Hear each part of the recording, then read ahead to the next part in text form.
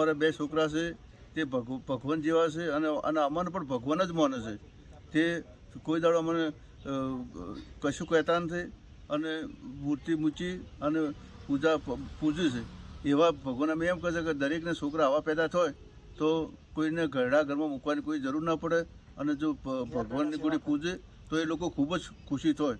અમારે બે દીકરા છે, 3 દીકરીઓ છે. આ બધા અમારો પરિવાર સારો છે. મારા દીકરા જીવતાજી એના પિતાજીની મૂર્તિ બનાવી છે. તે અમને ખૂબ સારું લાગે છે. મારા દીકરા શ્રવણ જેવા પાચાઈ તે અમારી ખૂબ જ સેવા કરે છે.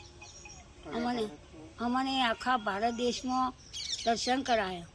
આજના કળયુગમાં અનેક પુત્ર પોતાના માતા પિતાને તરછોડી વિદેશ જતા રહેતા હોય છે, તેમજ અનેક માતા પિતાને વૃદ્ધ આશ્રમમાં ધકેલી દેતા હોય છે.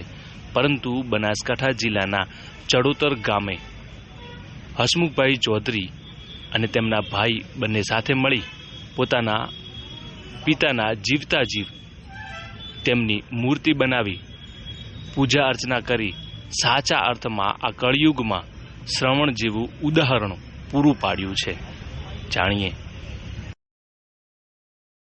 મારું નામ હસમુખભાઈ રાયશંકભાઈ કરણ છે. અમે ચડોતર ગામના વતની છીએ અને અમે ખેતરમાં જ રહીએ છીએ, ફાર્મ હાઉસ ઉપર. અને અમે બે ભાઈ છીએ અને બે છોકરા છે. મારા ભાઈને છોકરા છે, 3 બહેનો છે.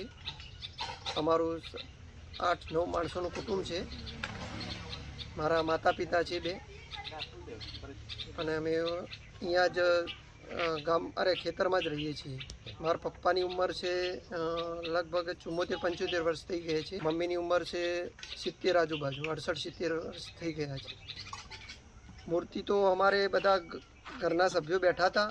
હું એક ભગતની મૂર્તિ જોઈ, પછી મને એવો વિચાર આવ્યો કે આ ભગતની મૂર્તિ જેવી મારા બાપાની મૂર્તિ બનાવી છે.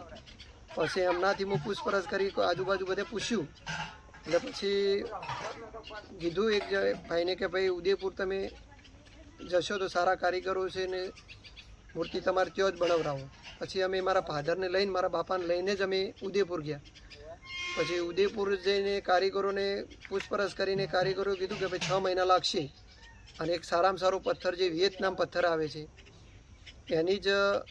એમાંની મૂર્તિ બનાવશો તો એકદમ ડાઘ વગરનો સારો વ્હાઈટ પથ્થર આવે છે. એમાંની મૂર્તિ બનાવવાને 6 મહિના લાગશે. 6 મહિના પછી અમારા મૂર્તિ ઘેર લાવીને અમે એક સ્ટ્રક્ચર બધું બનાવી. 2 લાખ મૂર્તિનો ખર્ચો આવ્યો, 2 લાખ અહીંયા ખર્ચો આવ્યો. પછી અહીંયા અમે જમણવાર પણ કર્યો 2-3 હજાર માણસોનો. એના પહેલાંય અમે એમના જીવતિયું પણ કર્યું હતું 2 વર્ષ પહેલાં. અને આખો અમારો સમાજ 10-11 હજાર વસ્તીને જમાડી હતી અહીંયા ખેતરમાં જ. અને હાલ પણ અમારે 12 મહિને થાય એટલે જમણવાર જ કરીએ છીએ. અને અમને આ બધુંમાં ખૂબ જ એમ કે એમની સેવા કરવામાં, માતા પિતાની સેવા કરવામાં ખૂબ જ રસ છે. ઘણા લોકો વિદેશ જતા રહે છે, એમના મહાવિત્રને એમને ભણાયા હોય છતાંય એમની સેવા કરવા રહેતા નથી, વિદેશ જતા રહે છે. એમના મહાવિત્ર ખૂબ દુઃખિત હોય. આવું ના કરવું જોઈએ. આપણા મહાવિત્રની સેવા કરવી જોઈએ. ભલે ગમે ત્યાં રહેતા હોય પણ આપણા મહાવિત્રની સેવા તો પહેલી જ કરવી જોઈએ. તો જ આપણે એમનો ભણાયા ગણાયા આપણે એમને મોટા કર્યા લેખે આવે. ઘણા લોકો તો ઘરડા ઘરમાં પણ મૂકી દે છે, એમનું ખાવા પણ પૂરું નહીં કરી શકતા. તો પછી આપણે મોટા કર્યા એ શું કામના? હું તો અમારા 2 મહાવિત્રને જીવતા ભગવાન જ માનું છું. બીજે તમે દેવી દેવતાઓના દર્શન કરો કે ગમે તે કરો, કોઈના જમણવાર કરો, બીજે ગમે તે કોઈ કરો, પણ એ કોઈ લેખે આવતું નથી. ઘેર મહાવિત્ર જો ભૂખ્યા બેઠા હોય તો બીજું કોઈ તમને લેખે આવતું નથી. એટલે હું તો બધાને એ જ કહું છું કે તમારા પોતાના મહાવિત્રને જ ભગવાન માનો. ઘણા લોકો એમ કે મર્યા પછી જમણવારો કરે છે, રાવણા કરે મોટા, પણ એ પછી કોઈ કામનું નથી. જે કરવું હોય એ જીવત જ કરી દેવાનું. લોકોને આ જે અમુક લોકો હજી પણ અમારે કોઈ વસ્તી સુધરતી નહીં, એમ કે મર્યા પછી જમણવારો કરે. એટલે ભાઈ તમે પહેલાં તો તમે એને પોણીએ ના પાતા હોય ને પછી મર્યા પછી શીરો ખવડાવો, બધી વસ્તીને જમાડો, શું કોમની? જીવત જ જે એમને કરી નાખવું એ જીવત જ વતાડી દેવાનું. સંસારનું સુખ એમને જીવત જ વતાવી દેવાનું.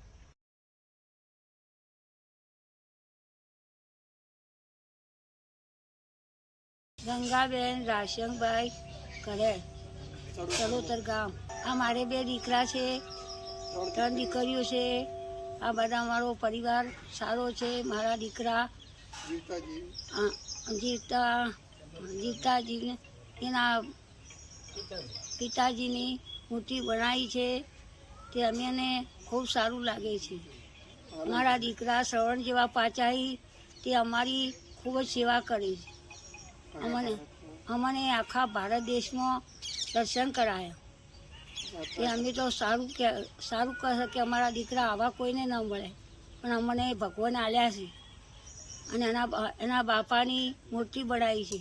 હમણાં ઓંગણા આગળ મેકી છે તો અમને ખૂબ આનંદ છે.